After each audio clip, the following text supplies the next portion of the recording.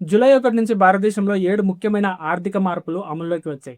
ITR filing నుంచి Aadhaar, passport, RBI కొత్త rules, SBI card, HDFC bank వరకు చాలా విషయాలు మారాయి. ఈ మార్పులు మీ డబ్బుపై ఎలా ప్రభావం చూపుతాయో ఇప్పుడు తెలుసుకుందాం. Change number 1 ITR filing.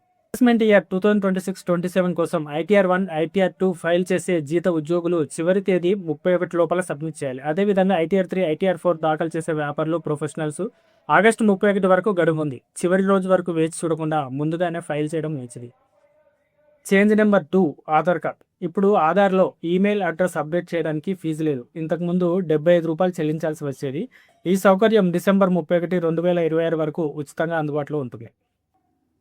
Change number 3 passport.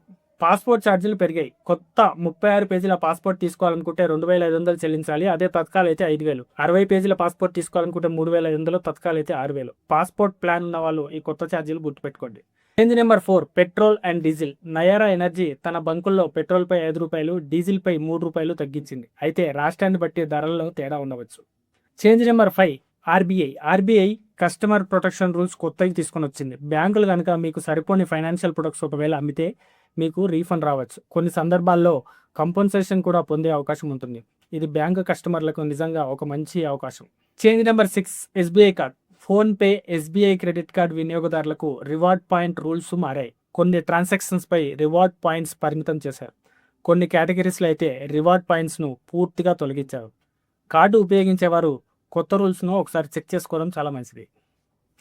Change number 7 HDFC bank airport launch rules కూడా మారాయి.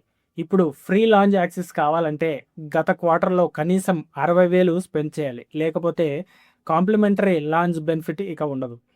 ఇవి జూలై 1 నుంచి అమల్లోకి వచ్చిన 7 ముఖ్యమైన ఆర్థిక మార్పులు. వీటిలో మీకు ఏది ఎక్కువగా ప్రభావం చూపిస్తుంది నాకు కామెంట్లో తెలియజేయండి. అలాగే మీరు కనుక మొట్టమొదటిసారి మా ఛానల్కి వస్తే సబ్స్క్రైబ్ చేసుకోండి.